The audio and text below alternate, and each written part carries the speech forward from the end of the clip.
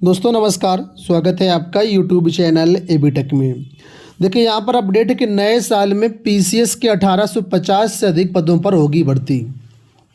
उत्तर प्रदेश लोक सेवा आयोग आगामी वर्ष में पीसीएस के अंतर्गत ही करीब 1850 से अधिक पदों पर भर्ती करेगा। ये भर्ती पीसीएस 2024 एवं पीसीएस 2025 के अंतर्गत की जाएगी।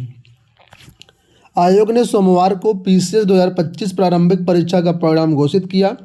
इसके तहत 920 पदों पर भर्ती की जाएगी। हालांकि विज्ञापन के समय पदों की संख्या 200 ही थी। इसके अलावा पीसीएस 2024 के तहत भी 947 पदों पर भर्ती की घोषणा की गई है। आयोग के अफसरों के अनुसार पीसीएस 2024 की उत्तर पुस्तिकाओं का मूल्यांकन कार्य लगभग पूरा हो चुका है। अब स्क्रूटनी जारी है।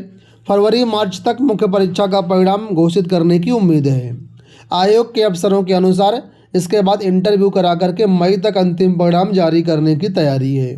इसी तरह पीसीएस 2025 की भर्ती में भी जो है अब मेंस के लिए फॉर्म लिए जाएंगे और इसके बाद मेंस परीक्षा करा करके इंटरव्यू कराए जाएंगे। तो कुल मिलाकर 2026 में ये भी भर्ती पूरी कर लेने की तैयारी है। यदि ऐसा होता है तो आयोग एक वर्ष में पीसीएस की 2 भर्तियों की प्रक्रिया पूरी करने के साथ 1867 पदों पर नियुक्ति करेगा। तो आप लोग जानते हैं दोनों को मिलाकर के ये जो अभ्यर्थी हैं करीब 1850 हो रहे हैं। इसके साथ ही पीसीएस को लेकर के अभ्यर्थियों ने कल लोक सेवा आयोग पर धरना किया, अपना पक्ष रखा। देखिए क्या आरोप लगाया है छात्रों ने कि कम अभ्यर्थी क्वालिफाई कराने का आरोप।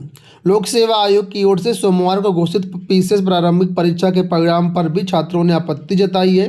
प्रतियोगियों ने मानक से कम अभ्यर्थियों को मुख्य परीक्षा के लिए क्वालिफाई करने का आरोप लगाया है। प्रतियोगी प्रशांत पांडे का कहना है कि आयोग के अध्यक्ष ने घोषणा की थी कि प्रारंभिक परीक्षा में पद के सापेक्ष 13 के बजाय 15 गुना अभ्यर्थी सफल घोषित किए जाएंगे। आयोग ने पीसीएस 2025 में 920 पदों पर भर्ती की घोषणा की है।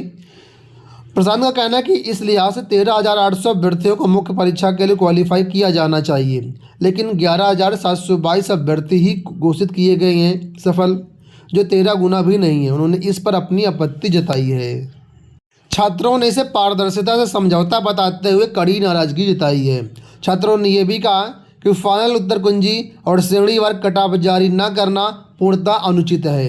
प्रतियोगी छात्र संघर्ष समिति के मीडिया प्रभारी प्रशांत पांडे ने आरोप लगाया कि आयोग अपने ही बनाए नियमों से पीछे हट रहा है, जिससे अभ्यर्थियों के भविष्य पर सवाल खड़ा हो रहा है। इसमें कई सारे अभ्यर्थी थे, नाम स्क्रीन पर देख सकते हैं।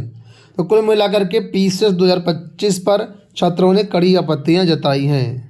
अगली अपडेट एलटी ग्रेड को लेकर के देखिए कि भर्ती परीक्षा 6 से जिलों में पहुंचे आयोग के नोडल अधिकारी। लोक सेवा आयोग की जीआईसी में एलटी ग्रेड परीक्षा के नियुक्त नोडल अधिकारी जिलों के लिए रवाना हो गए हैं। आयोग ने कुल 7,466 पदों पर भर्ती की घोषणा की है। इसके लिए 12,36,238 आवेदन आए हैं।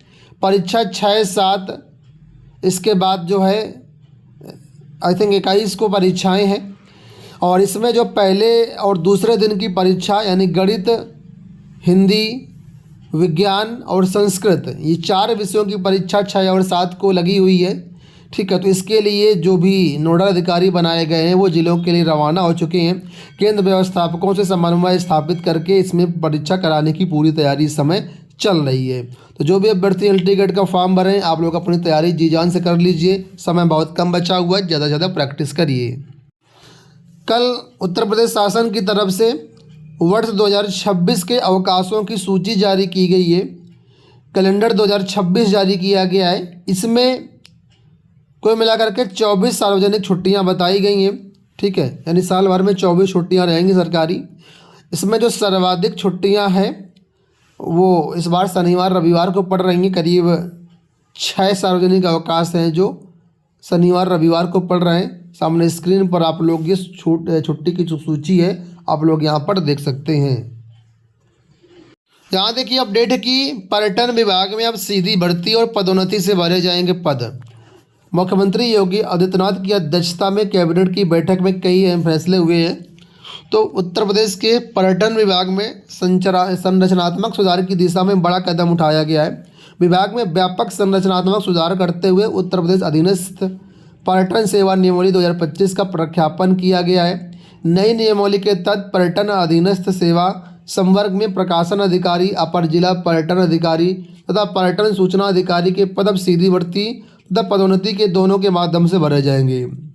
तो पर्यटन विभाग में भी अब आपको सीधी भर्तियां देखने को मिलेंगी। कुछ पद प्रमोशन के थ्रू जाएंगे, कुछ पद डायरेक्ट रिक्रूटमेंट के थ्रू जाएंगे। तो आने वाले समय में यहाँ पर भी आपके लिए एक नई वैकेंसी आएंगी। यहाँ देखिए 2 अपडेट हैं। पहली अपडेट ये है कि जूनियर इंजीनियर भर्ती परीक्षा आज से। कर्मचारी चयन आयोग ने एसएससी की जूनियर इंजीनियर भर्ती परीक्षा आज से शुरू होगी। ये परीक्षा 3 से लेकर के 6 दिसंबर तक 4 दिन चलेगी। प्रत्येक दिन 2 पालियों में परीक्षा होगी। प्रथम पाली सुबह 10 से 12 और दूसरी पाली 3 बजे से 5 बजे के बीच कराई जाएगी। कंप्यूटर आधारित ये परीक्षा उत्तर प्रदेश और बिहार के 13 शहरों में कराई गई है। इसके लिए कुल 64,483 अभ्यर्थियों को परीक्षा केंद्र आवंटित किए गए हैं। दूसरी अपडेट यहाँ पर देखिए कि उत्तर प्रदेश प्राविधिक शिक्षा सेवा भर्ती के लिए आवेदन शुरू। पॉलिटेक्निक प्रवक्ता भर्ती के नाम से आप लोग इस भर्ती को जानते हैं, ठीक है। तो इसमें इंजीनियरिंग और नॉन इंजीनियरिंग 2 प्रकार की वैकेंसी है। इंजीनियरिंग में है सिविल, मैकेनिकल, इस तरीके से वैकेंसी है। और नॉन इंजीनियरिंग में फिजिक्स, केमिस्ट्री, मैथ्स, इंग्लिश, इन पदों पर प्रवक्ता की वैकेंसी जारी हुई है। तो जो अभ्यर्थी प्रवक्ता के लिए फॉर्म भरना चाहते हैं उनके लिए बेस्ट मौका है। और आपको बता दें जीआईसी प्रवक्ता से इसका वेतन बहुत ज़्यादा है। इस पर हमने कल एक डिटेल्ड वीडियो बनाया हुआ है, आप जो है देख करके फॉर्म भर सकते हैं। आपको बता दूं इस भर्ती में सिर्फ और सिर्फ मास्टर डिग्री मांगी गई है, कोई भी बीएड की ज़रूरत नहीं है। अपने मास्टर डिग्री अगर किया हुआ है तो आप इसका फॉर्म भर सकते हैं। चैनल पर वीडियो अपलोड है। 19 विषयों में 513 पदों पर भर्ती कराई जाएगी। महिलाओं के लिए 95 पद आरक्षित हैं। तो सारी जानकारी के लिए आप लोग विस्तृत विज्ञापन देख लीजिए या फिर governmentjobcenter.com पर चले जाइए। वहाँ पर जा कर के आप वीडियो भी देख सकते हैं और आवेदन भी कर सकते हैं, विज्ञापन भी डाउनलोड कर सकते हैं। यहाँ पर देखिए अपडेट है कि टीजीटी परीक्षा में आयु में छूट के आदेश का पालन नहीं होने पर अवमानना, अब 5 को होगी सुनवाई। इलाहाबाद हाईकोर्ट ने टीजीटी परीक्षा में आयु में छूट से जुड़े पूर्व के आदेश का पालन नहीं होने पर दाखिल अवमानना याचिका पर 5 दिसंबर को सुनवाई करेगी। न्यायमूर्ति दिनेश पाठक की एकल पीठ ने आयोग सुनवाई के दौरान स्पष्ट और ठोस स्थिति रखी थी। गरिमा सिंह और 38 अन्य ने अवमानना याचिका दायर की थी। याचिकाकर्ताओं का कहना है कि अदालत के 10 नवंबर 2025 को पारित आदेश की जानकारी होने के बावजूद सरकार अब तक उनके प्रतिनिधित्व पर कोई निर्णय नहीं ले सकी, जबकि परीक्षा 6 दिसंबर से शुरू होने जा रही है। अभ्यर्थियों का आरोप है कि आयु में छूट के मुद्दे पर लंबित निर्णय के कारण कई योग्य उम्मीदवार परीक्षा देने से वंचित होने के कगार पर हैं। सरकार की ओर से पेश अतिरिक्त मुख्य स्थायी अधिवक्ता राजेश कुमार ओझा ने अधिकारियों से आवश्यक निर्देश लेने के लिए 2 दिन का समय मांगा। कोर्ट ने मामले को 5 दिसंबर 2025 को सूचीबद्ध करने का निर्देश दिया है। तो यहाँ पर टीजीटी की बात नहीं हो रही, यहाँ पर बात हो रही एलटी ग्रेड की। एलटी ग्रेड में आप लोग जानते हैं आयु सीमा में छूट देने के मुद्दे को लेकर के हाईकोर्ट ने सरकार को विचार करने का निर्देश दिया था कि इसमें आप विचार करिए और छात्रों को मौका दीजिए। तो इस पर अवमानना याचिका दायर की गई है, ठीक है, क्योंकि सरकार ने इन चीज़ों को नहीं माना और अब इसकी सुनवाई 5 को होगी। अब जो कुछ भी होगा चैनल के माध्यम से हम आपको अपडेट कर देंगे।